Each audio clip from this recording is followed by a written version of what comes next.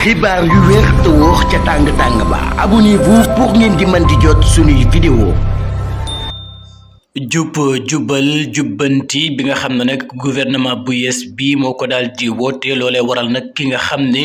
moom moo di monsieur Ali Sy daal di mujjee démissionné ca poste député am ba nga xam ne nag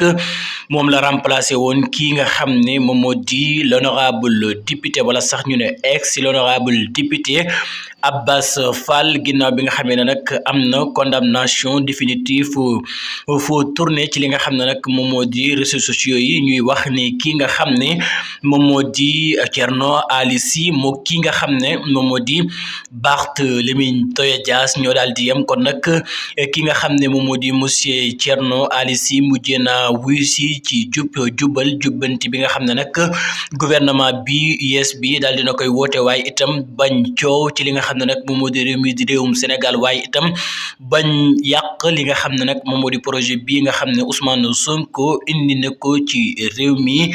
di réewum Sénégal kon nag jamono ji daal dinay démissionné ci poste député ba nga xam ne nag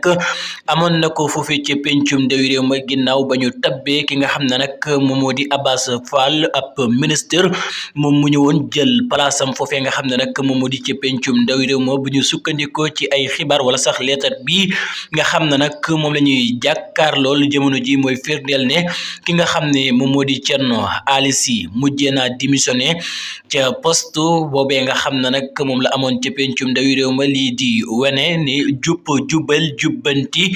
bi nga xam ne nag ñu ngi koy wootee ci réewum Sénégal saa bu nekk Pastef les patriotes wala sax gouvernement bu yes bi daf koy daal di fësal bu baax a baax ci action yi nga xam ne mi ngi koy daal di doxal ci réew mi di réewum Sénégal fas yéene na li nga xam ne diglante na ko ak askanu Sénégal mu di jubal jubbanti bu ko defee nag mu daal di ciy dem ba jeex tàkk